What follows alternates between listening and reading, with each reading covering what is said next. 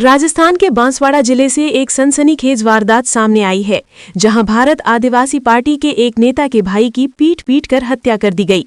मृतक की पहचान 28 वर्षीय अनिल के रूप में हुई है, जो बांसलिखेड़ा गांव का रहने वाला था। घटना खमेरा थाना क्षेत्र की काली मगरा इलाके की है, जहां सोमवार देर रात अनिल गंभीर हालत में झाड़ियों में मिला। बताया जा रहा है कि रात करीब 12:30 बजे बीएपी नेता अशोक निनामा को सरपंच का फोन आया, जिसमें उन्होंने अनिल की लोकेशन बताते हुए कहा, तुम्हारा भाई यहां पड़ा है, आकर ले जाओ। जब परिजन मौके पर पहुंचे तो झाड़ियों से अनिल की दर्दनाक चीखें सुनाई दी। वो बचाओ बचाओ चिल्ला रहा था और बुरी तरह घायल था। अनिल ने बताया कि उसे रात करीब 12:30 बजे से घसीट कर बेरहमी से पीटा गया था।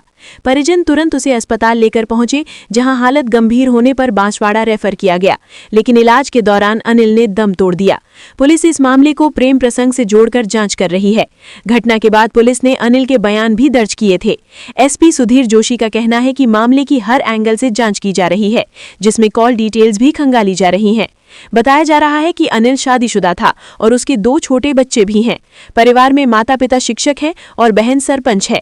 फिलहाल पुलिस आरोपियों की तलाश में जुटी है और इस दिल दहला देने वाली वारदात से पूरे इलाके में सनसनी फैल गई है। रात को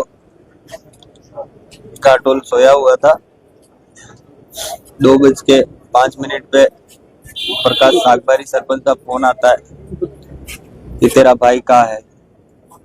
मैंने कहा मैं घाटोल हूँ, घर पे सोया हूँ, वो गांव वाले घर में होगा, तो पता कर एक बार ये। फिर मैंने मेरे भाई को फोन किया तो मेरे भाई ने फोन उसका बंद आया। मैंने फिर मेरे पापा को फोन किया।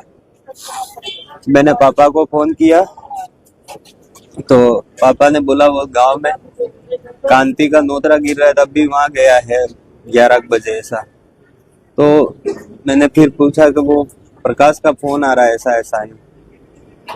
मैंने कहा फिर वापस मैंने प्रकाश को फोन किया। मैंने कहा क्या बात है, वो तो नौत में गया यूं, आप क्यों फोन कर रहे हैं? ना नौत में नहीं है, काली मंगरी तेरा भाई है वहां पे और जाके ले आ चुका। मैंने फिर मेरे को थोड़ा सा, मेरे को 1 महीने पहले प्रकाश सागबारी ने धमकी दी थी कि तेरे भाई को मार दूंगा अगर, इस तरह से, और बहुत सारी बातें हुई। मेरे भाई के फोन में भी खूब सारी रिकॉर्डिंग है। शायद पुलिस अगर उस फोन को जब्त करती है तो प्रकाश की और उसके साले की सबकी रिकॉर्डिंग है उसके अंदर मौजूद है। आखिर आपके भाई को प्रकाश ने मारने की धमकी इनके मतलब ये ऐसा कहता था कि मतलब जो प्रकाश जी का साला है उसकी मिसेज का मैसेज आया है यूं। मैंने कहा वो क्लासमेट है, उस टाइम मैंने भी यही बात हुई तो बात ठीक है, क्लासमेट है, हाँ क्लासमेट, कोई गलती तो नहीं हुई ना। मैंने कहा नहीं गलती हुई तो ठीक है, ये बात अपने पुलिस तक भी नहीं जानी चाहिए। ये प्रकाश के शब्द थे और मैंने मेरे साथ में जो लड़के थे उनको भी बताया प्रकाश ऐसी ऐसी बात कर रहा है। इसके बाद पहले धमकी दी, फिर इसके बाद में मैंने इनसे कहा, मैंने कहा कोई लिखा पढ़ी करना पड़े तो कर देंगे, थाने में रिपोर्ट देनी पड़े तो दे देंगे। इसने मना करा, नहीं अपनी इज्जत खराब हो गई हो। फिर उस दिन के बाद से कल की घटना, कल उसका फोन आता है तेरा भाई वहां है। मैंने कहा कहाँ पे यूं, तो वो उसके साले के ससुराल में बताया, साले के ससुराल में बताया। और फिर मैं वहाँ घाटोल से निकलता हूँ, मेरे दोस्त को फोन लगाता हूँ, मेरा दोस्त फोन नहीं उठा पाता, रात में सोया होगा। फिर मैंने मेरे मामा को फोन किया, मामा ने 2 बार फोन नहीं उठाने के बाद में वापस उन्होंने फोन किया क्या हुआ। मैंने कहा हॉस्पिटल हूँ, खमेरा हॉस्पिटल, मेरे मामा 108 में पायलट है। तो फिर मैंने उनको रोड पे बुलाया, मैंने कहा जरा इधर आना, अपन एक जगह जाके आते हैं, नरवाली जाके आते हैं। मैं और मेरे मामा निकले और मैंने पापा को कह दिया आप किसी एक आदमी को लेके और आप भी वहाँ पहुंचाइए। तो मेरे पापा, मेरे अंकल जी और गांव के जो हमारे मुखिया है रावत, उनको लेके और उधर आए और मैं भी इधर से गया। तो मेरे जमाई की गाड़ी लेके मेरा भाई वहाँ पर गाड़ी वहाँ पर पड़ी थी, तो गाड़ी के पास में मैंने गाड़ी खड़ी रख के इधर पगडंडी जा रही थी, वहाँ पे मैं और मामा अंदर की तरफ ढूंढने गए। फिर मैंने आवाज लगाई अनिल अनिल ऐसे, तो वहाँ पे कोई बोला नहीं। फिर मैंने प्रकाश सरपंच को फोन किया कि मेरा भाई तो यहाँ पे है नहीं, तो तुम कहाँ पे खड़े हो? यहाँ पे खड़े, नहीं यहाँ नहीं, तुम वो नाला है, नाले से थोड़ा आगे जाओ और सिद्धार्थ के ससुराल के पास में, घर के पास में एक पगडंडी और जाती है, अंदर जाना लास्ट तक, वहां पर तो तेरा भाई मिल जाएगा। फिर मैं वहां ढूंढता गया, तो हम सब ढूंढ रहे थे, नहीं मिला, आवाजें भी लगाई। फिर मैंने मेरे पापा को कहा पापा आप और ये 2 जने उधर जाओ और मैं और मामा खेतों की तरफ जाते हैं। फिर हम वहां पे खेतों की तरफ ढूंढते, क्योंकि सुबह का टाइम था तो बिल्कुल शांत वातावरण था। मेरा भाई चिल्ला रहा था धीरे धीरे से बचाओ बचाओ ऐसे। फिर हम दौड़ के, आवाज सुनाई दी, हम दौड़ के गए, मेरा भाई बिल्कुल खून से लथपथ पड़ा हुआ था, उस टाइम बोल रहा था मैंने पूछा क्या हुआ बेटा, पायरे मने को कूटियो અને पीटे नांगो करी कूटियो, यूं बोला।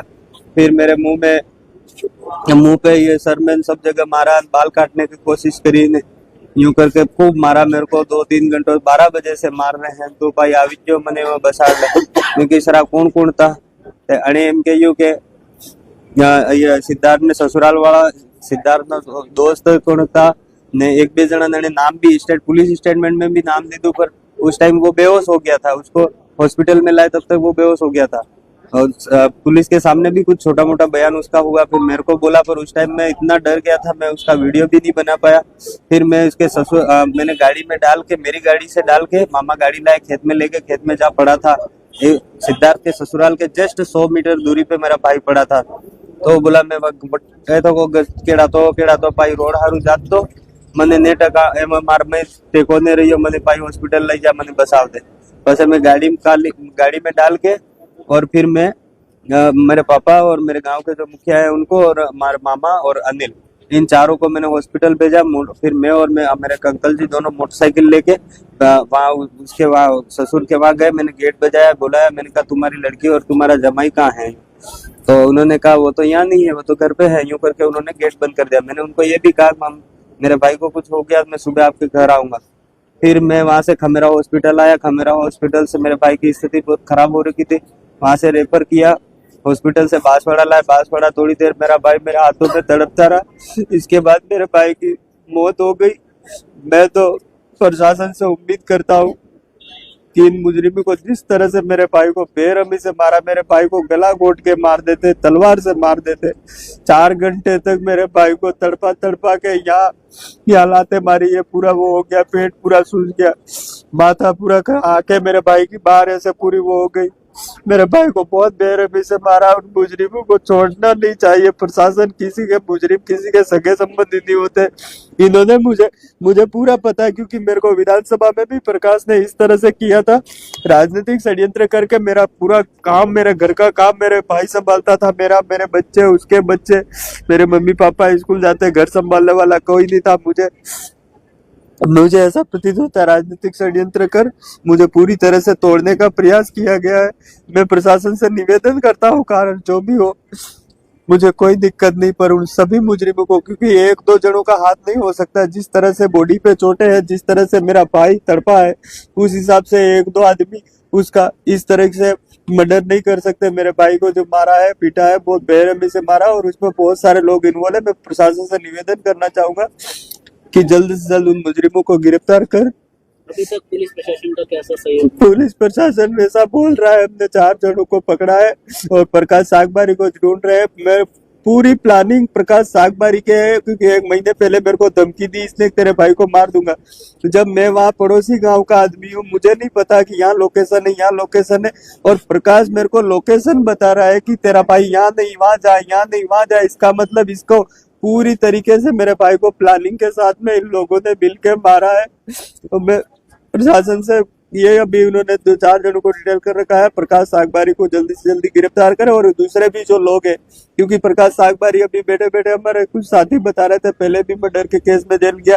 इसके ऊपर कई सारे मर्डर के आरोप पहले से लगे हुए, पर ये हर बार इस तरह से बच निकलता है। मैं प्रशासन से निवेदन करना चाहूंगा, मेरा भाई तो चला गया, कोई बात नहीं, पर आने वाले साथ में कभी समय में मेरे भाई के साथ में घटना हुई, ऐसी किसी भाई के साथ घटना नहीं घटे। इस तरह से बेरहमी से किसी को नहीं मारे, क्योंकि इनके, मेरे को ऐसा लगता है 2-4 मर्डर के आरोप और 1 मर्डर साबित होने पर इसके हौसले बुलंद हो गए और अपनी राजनीतिक दोस्त जमाता रहता है।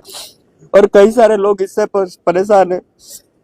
भाई इनको कड़ी से कड़ी सजा दे, उम्र कैद की सजा दे। मुजरिमों की कोई जात पात पार्टी पॉलिटिक्स नहीं होती है। तो मैं आपके चैनल के माध्यम, आज मेरे को कितना दुख होता होगा, मैं दूसरों के लिए चैनल पे बाइट करता, आज मेरे भाई के लिए करना पड़ रहा है। भाई